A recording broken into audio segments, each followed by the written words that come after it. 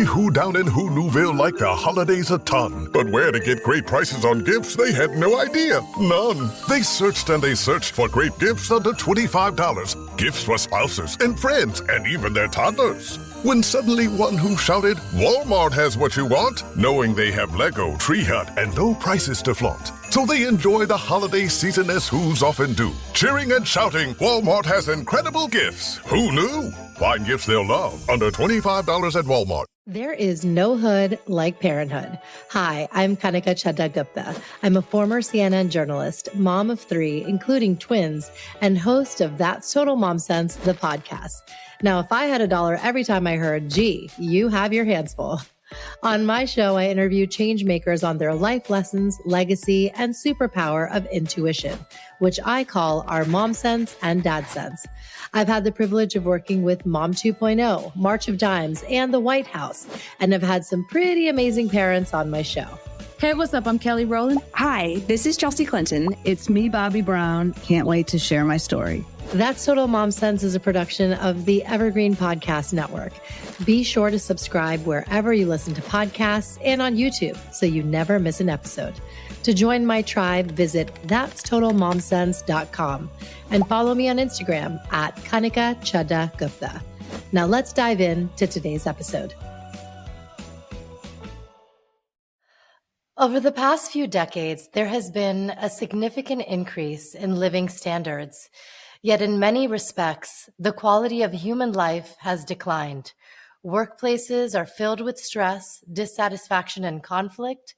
At home, couples struggle to maintain harmonious relationships.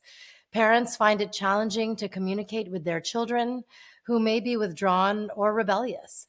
Many people suffer from addictions, anxiety, depression, and fatigue. Antidepressants and intoxicants only offer temporary relief without addressing the root causes. Vedanta, an ancient Indian philosophy, focuses on the individual and their relationship with the world. It provides a scientific analysis of the root cause of these issues and offers a lasting solution. The human personality is made up of the physical body, governed by 2 internal faculties, the mind and the intellect. The mind consists of impulses, emotions, likes, dislikes, and feelings, while the intellect has the ability to think, reason, judge, and make decisions. Studying Vedanta helps to strengthen and develop the intellect. It also imparts higher values of life, equipping individuals with the mental fortitude needed to navigate the challenges of the world, fostering both productivity and inner peace.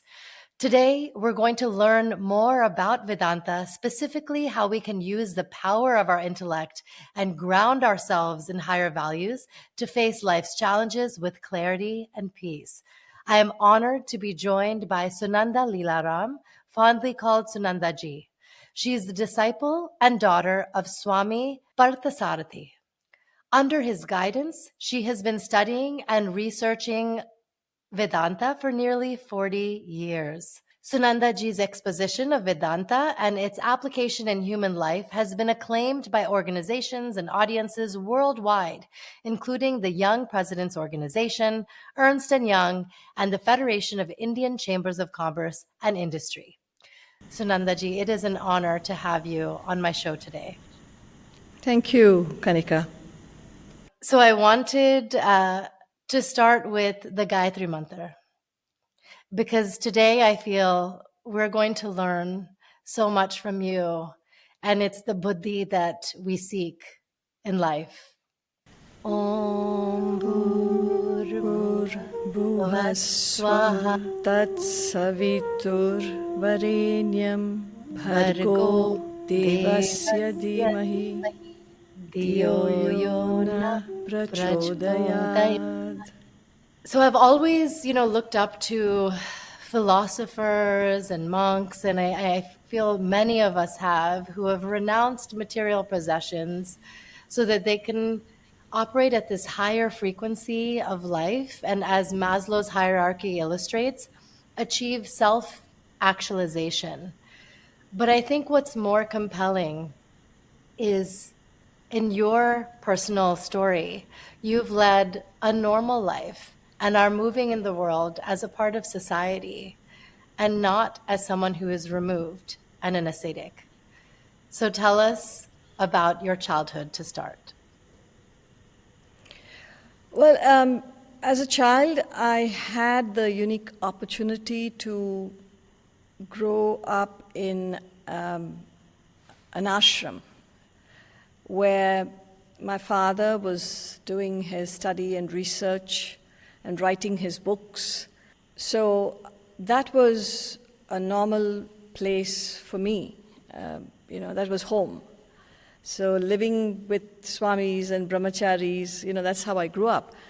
And to put it briefly, I think I had the best of both worlds. That would be a spiritual world and also the material world outside, because I was going to regular schools, university, and the rest of it, though I was living in an ashram.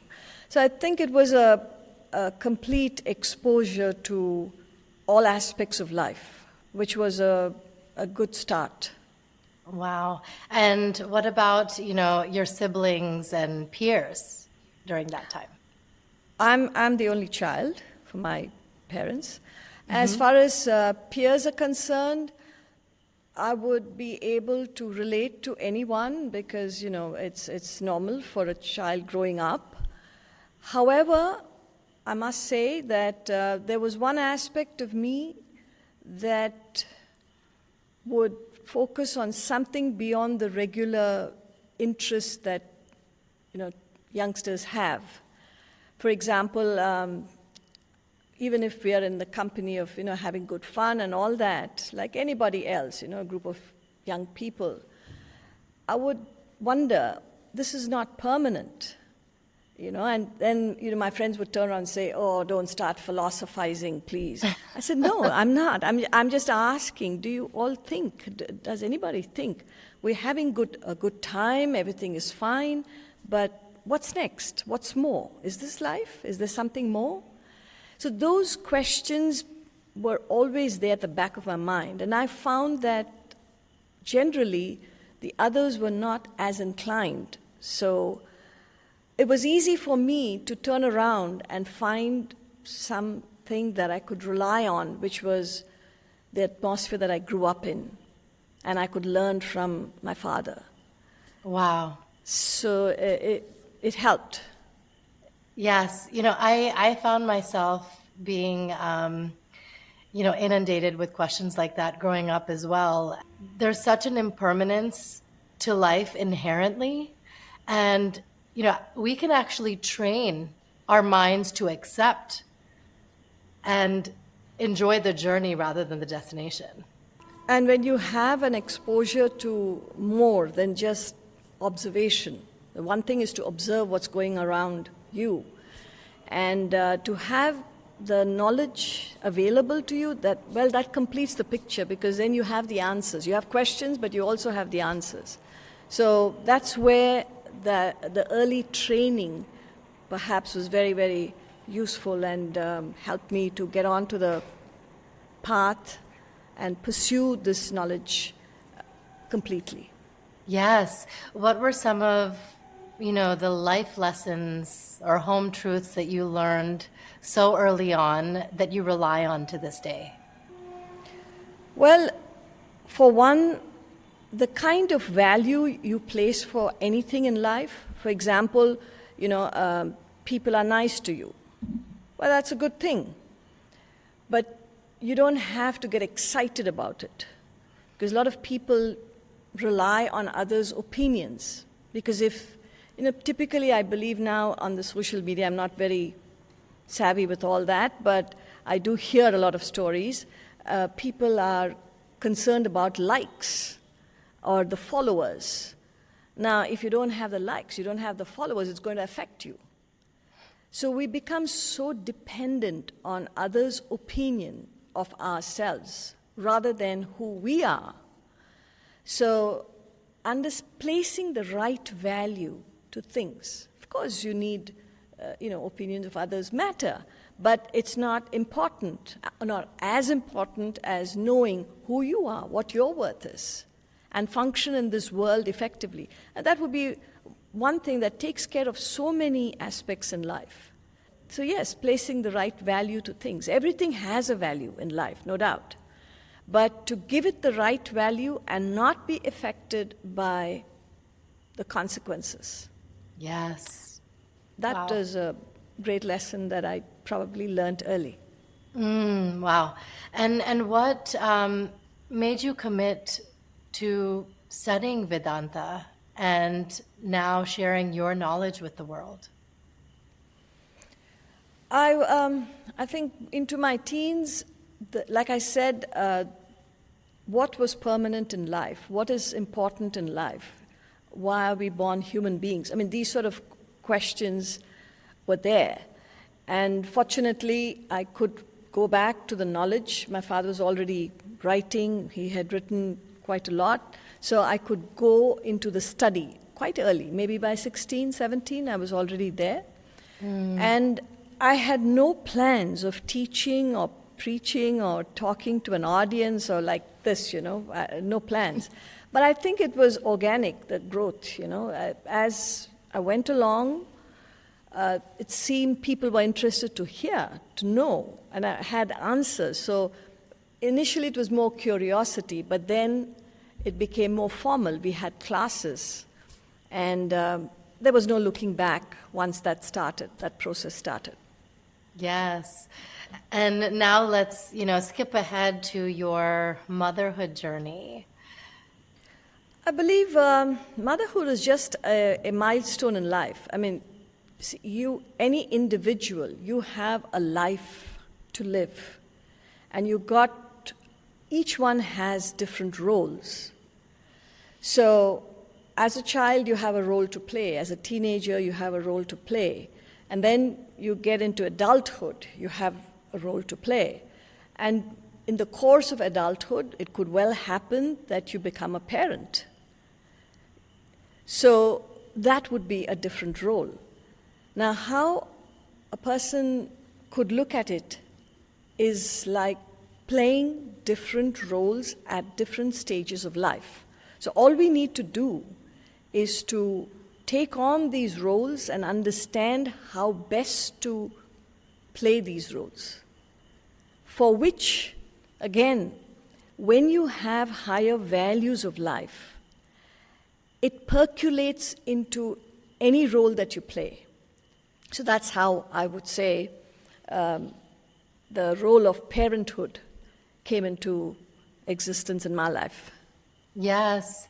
And, how have your children taught you? Well, what I've learned from being with children is that each one has a unique nature. Oftentimes I find parents, they have probably unreasonable expectations from their children because they believe we are this and we believe our children should be something that we expect them to be. Yeah. Not realizing that each parent would say, my child is gifted, would like to look at their children as gifted, they're special. Well, they are special, not the way you want them to be. So what I learned from that is each one has a distinct nature. And it's like flowers blooming, Let it bloom in its own time. All you need to do is to nurture and nourish it and not lay conditions. Don't fix time, for anything to happen. So as long as you let them grow naturally, you need patience, you need understanding for that. Yes. So this is something you learn to accept. Absolutely. I think parents really want just that inner peace and knowing that whatever trauma or past issues that you have to reconcile in your childhood, you can course correct and give your children all of that in this one. Is that true? Well, that is one way of handling life. It's like almost like a trial and error. But the other way we could do, which we have a choice to do, is to gain these values as early as you can. That's why we start early. In the academy where I'm speaking from, we run a course here, the 3-year residential course. The average age here is 24. So young people from all over the world come to learn what these values are all about. So you're fully prepared. You don't have to fall back on experiences. See, one way to learn is through experience. The other way to learn is through knowledge. It's something like this. You don't have to put your finger into the fire to understand it hurts, it burns. By knowledge of the nature of fire, you know how to stay away from it. Otherwise, you could get hurt and then you heal and then you learn. Or you may not learn, So here you are. The way to ideally go about life is to gain the knowledge and be able to communicate the same by your own life, by leading, setting the example. That's how children could learn from you better. Yes, I love that. Everything stems back to the mind. And, even a word like disease, you can break it up and see that it's dis-ease. And so even disease and illness goes back to the mind. And, now in this day and age, everybody is talking about mental health, and it's become this buzzword and topic. But it's essentially our health. Everything comes back to it. Can you, extrapolate more on that? Now, Kanika, what Vedanta tells us is this. A human being is constituted of, as you had talked about earlier in the introduction, a physical body, which is your outer personality. But you have an inner personality, that's everyone, which is constituted of 2 aspects, 2 faculties. In Sanskrit, the word is manas for mind and buddhi for intellect. Now, as human beings, we have this unique faculty, the buddhi, intellect. No other creature has it. So that sets us apart from the rest of creation. Now, what happens is, every human has this capacity to think, to reason, to understand, to know, to decide, to judge. That capacity is different from the mind or manas, which is nothing but the sum total of all your feelings, your likes and dislikes, your wishes, your wants, your desires, your demands, all that put together is anybody's mind. Now, to maintain fitness, I'm talking about physical well-being, you got to have mental well-being because it translates. Let's put it this way. If your mind is always agitated, worried, anxious, stressed, it tells on your body. It takes a toll on the body. But when you learn to keep your mind calm, and that can be done only with the help of the other faculty, the intellect. Now, why I'm saying that is, to make it clear, the mind behaves like a child. In other words, your mind could ask for anything, anytime, anyhow, anywhere. It has no direction. It has no dimension. That's the nature of the mind. Right. But then we have the other faculty called the intellect, which works like the adult in you. Now, oftentimes what happens, most of us know right from wrong, good from bad, what ought to be done, what ought not to be done, what's good for me, what's bad for me. We know most of the time. But the problem is, even though we know what's right, we are unable to stay with what's right, do what's right, according to us. That is because the adult in us is not vigilant. Right. The child's taking over. Exactly. You've seen that movie Home Alone, right? Yes. Or at least you heard of it. Yeah. My kids have seen too. We love that movie. It was a fun ending because it was a movie. But imagine you leave a child alone at home. What would happen? Right. He doesn't know how to handle it. He doesn't know what to do. Yeah. That's exactly what's happening to each one of us. Wow. If we let the governance of our personality to the mind, it can take you places that you don't want to be. But the problem here is we realize it after we land in a place that we don't want to be. Exactly. It's a consequence. It's a consequence. Now, we don't understand the consequence comes, it's an effect. If we train our intellects to govern our whole personality, it's not only physical fitness, we would be able to develop mental fitness where you're strong. You are able to take any challenge in life, face it. In life, there will be things, it could be physical ailments, it could be some challenges that you have to face mentally, but when you have a strong intellect, it would help you develop that sportsmanship and the strength to face any challenge, whether it be physical or mental. Yes, 100%. I mean, I was just kind of taking a look at my own experience and family members who are suffering from diabetes or heart disease. And I think, there is a certain cause and effect where at one point the mind didn't have the willpower to say these foods are counter and are unhealthy, and later down the line I will suffer from it. And you just feed into, this shortcut or just one more, and then when cause and effect is realized, now you're really suffering. And so if you can control your mind to have these boundaries, then you can actually prevent the suffering, right? Absolutely, absolutely. That's the choice a human being has. See, no Yes. animal has a choice. Yes. They have limitations, animals. But a human is blessed with choice. In other words, what we're trying to say is you are the architect of your fortune. You are the architect of your misfortune. Don't blame the stars. Don't blame God.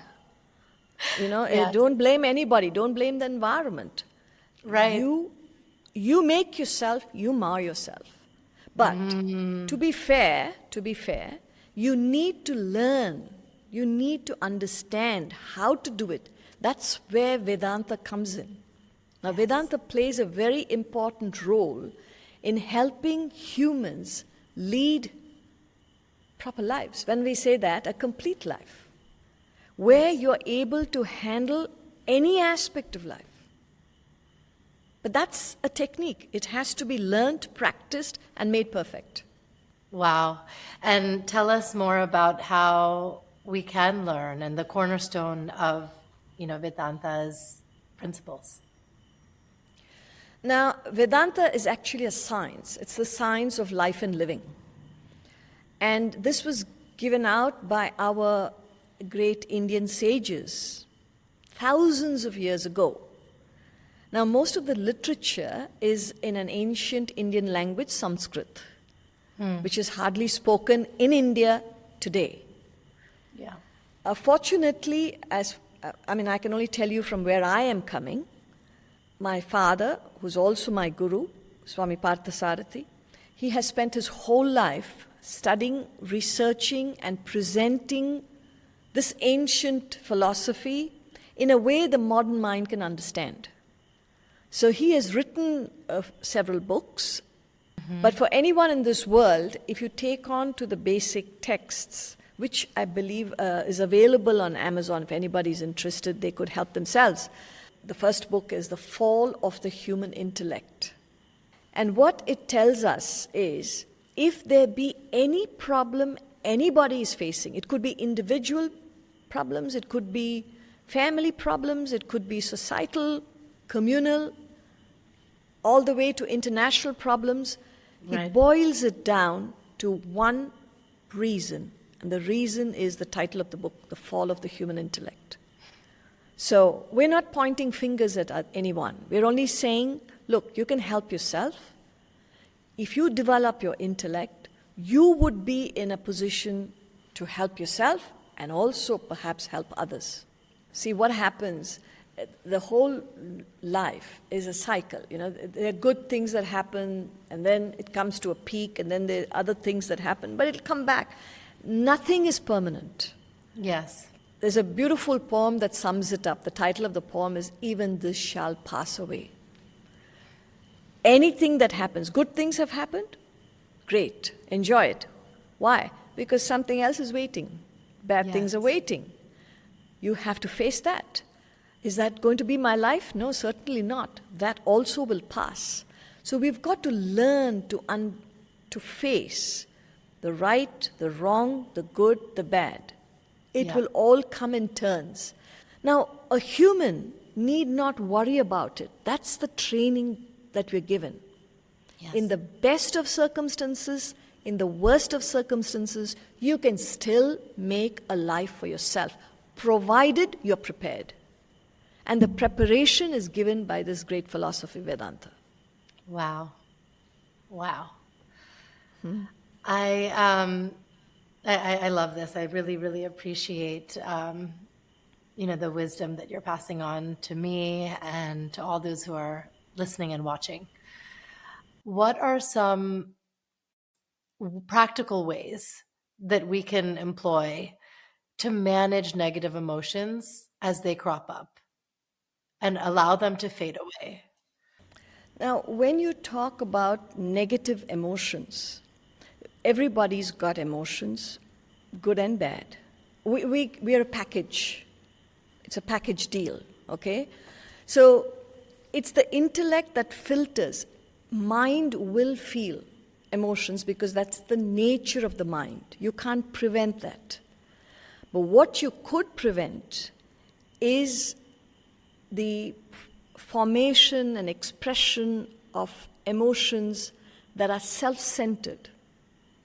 So I mentioned the book Vedanta Treatise, The Eternities, which gives us the whole philosophy, starting with what do you need to start with? What is Vedanta? Why do you need to study Vedanta? And the book goes on, written by my father. So in the book, I'm quoting something from the book, he says, look, let your family be the center, not the boundary of your concerns and affection. You understand? Let it be the center. From that must you radiate. And wherever you go, you spread that peace around you. And whatever you do would be in the interest of others. So coming back to your question about negative emotions, see, what is negative? Anything self-centered. Yes. What is positive? Anything that moves away from self-centeredness. So any emotion can be converted into being unselfish, and then it will cease to be negative. It becomes positive. The more and more you can accommodate. Right. I think what I wanted to understand is when we're angry or frustrated or depressed, it clearly, these emotions are clearly coming from a selfish place. But how do you manage them? How do you, kind of take them head on and pass through them? That I'm not going to let this be a trigger to feel it. Now let's take an example. Anger, for example.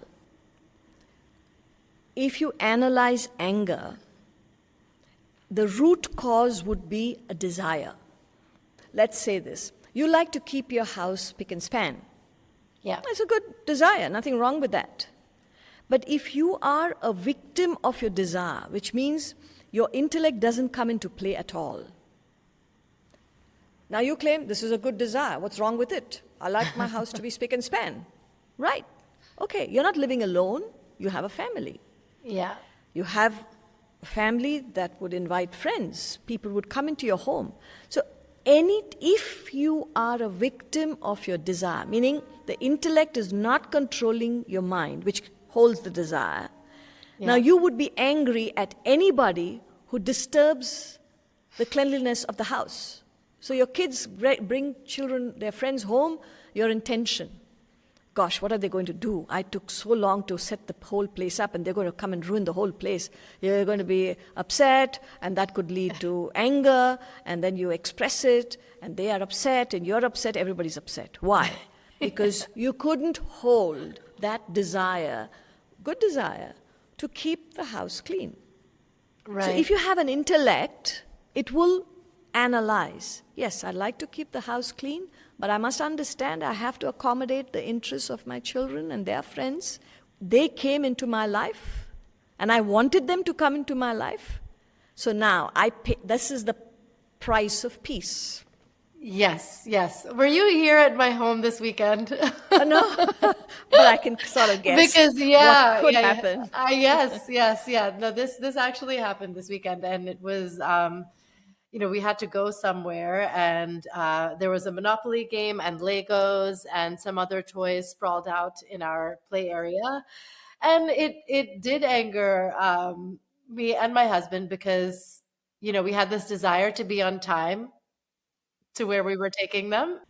We had a moment where we came back down and said, this is your responsibility to clean up after yourself, and we can't go do the next thing until you do. And next time, please remember that to put away your toys after playing. But you're absolutely right. We had this desire, and because the need went unmet, we got worked up.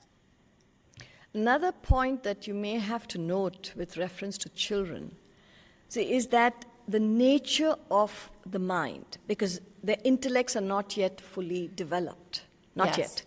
Because it starts developing around 10, 11, it depends on a child's growth. Yeah. I'm talking about emotional growth, But it's natural for children to go by the mind, because that's what is functioning, right? Yeah. And the nature of the mind is to do the opposite of what it's being told. This is the nature of the mind. To you challenge. Can't change it. Yeah. The moment you say, do this, they're not going to be doing it.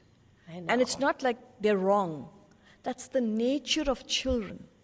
Right. So as adults, we have to take into consideration, if you're time bound, you have to plan it. So children will be playing, there will be a mess, they will not understand time management. Yeah. So you need to make up for their inability to process what you're saying, rather than tell them, you got to do it. They may end up not doing it. It won't work. And so we need to set the example. Never show that you're upset. Never show that things get out of hand.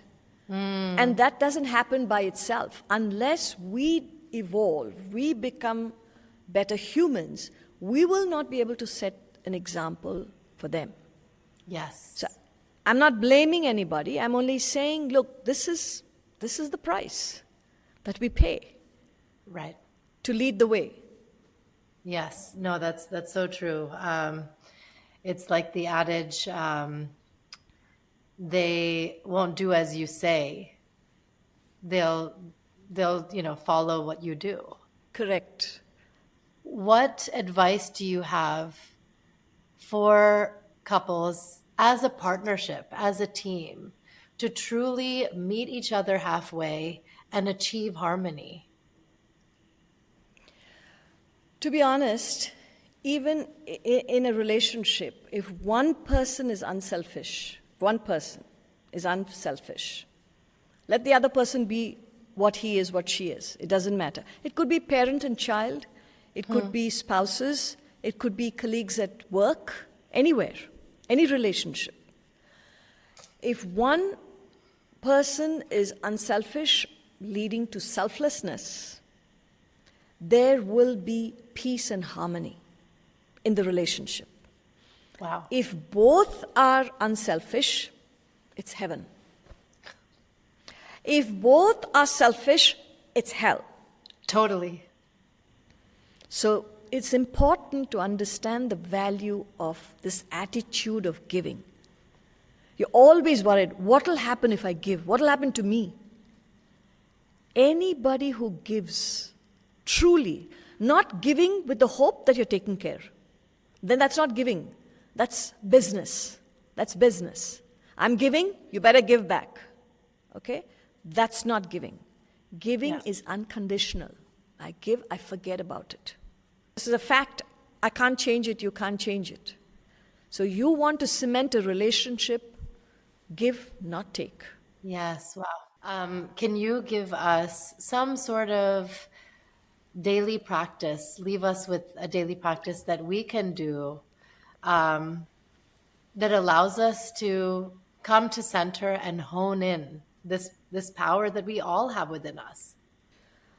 Kanika, I must confess to you that it's like you're asking me how to keep physically fit.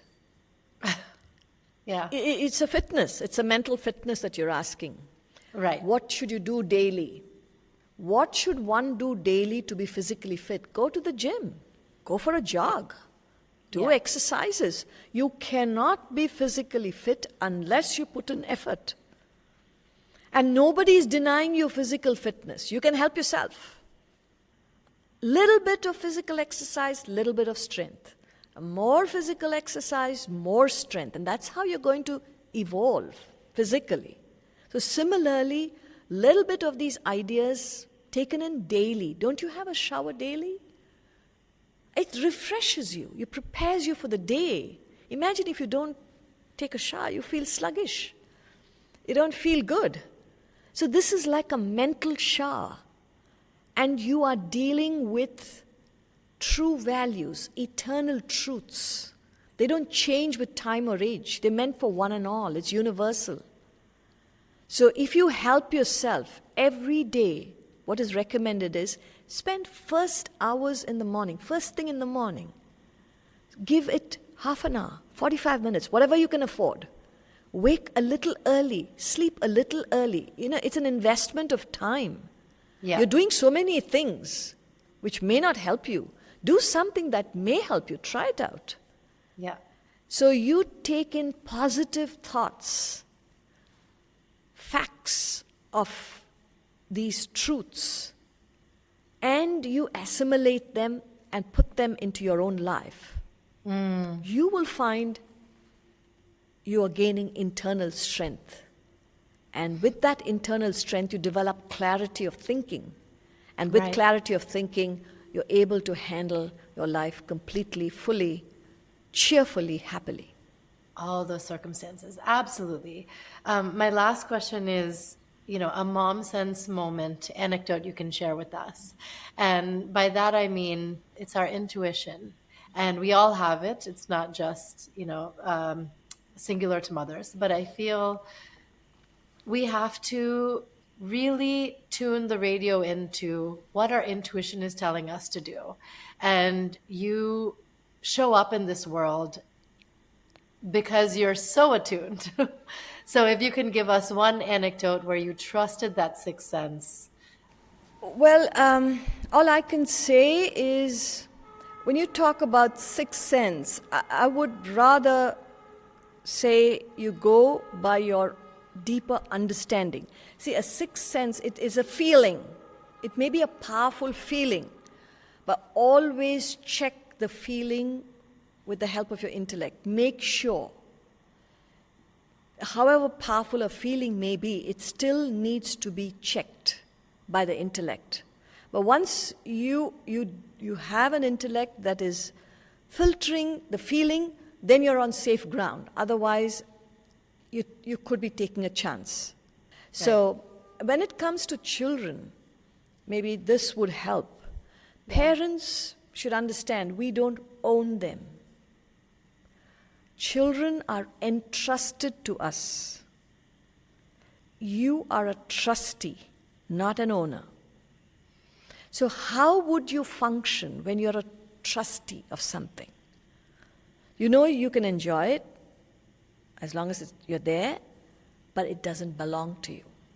Right. So there's no claiming and But at the same time, you give your best, help them to be who they want to be. Yeah. Not what you want them to be, however right you may be. So you want to build a relationship with your children. Let them flourish the way they want to be. You can be suggestive. But there are no do's and don'ts in a parent-child relationship. And if you try it, it won't work. It'll backfire. Because what happens to children is, it depends on the child's personality. If a child is, aggressive, a thinking type of child, he becomes rebellious. If the child is emotional, becomes unresponsive. So these are the two extremes that could happen to children. If we, with good intention, we believe we are helping them. Yeah. But you got to help them help themselves. Yes. Yes. And that comes from that attitude of trusteeship, not ownership. They belong to me, they belong to me. When I say ownership, they're my children, mine, they're mine, they come out of me. No. Yeah. They're gifted to you, that's it. It's a gift. Yes. Take care of the gifts because someday it needs to go somewhere. That's Exactly. all. It's with you for a while. That's right. all. Make Right, best right. use of that. That attitude, that helps. Yes, I love it. And even that's coming from a selfless place. Exactly. Thank you so much for joining us today. This was so illuminating, and I really appreciate your time and your wisdom. I'm so grateful to you. Nice talking to you, Kanika. Thank you. Namaste, Thank you. namaste. Thank you. Namaste. As Sunandaji mentioned, developing the intellect through Vedanta wisdom is truly essential for a peaceful, productive, and fulfilling life. So, what are the next steps? Log on to vedantausa.org for more information on books, free weekly lectures via Zoom, and retreats that you can benefit from.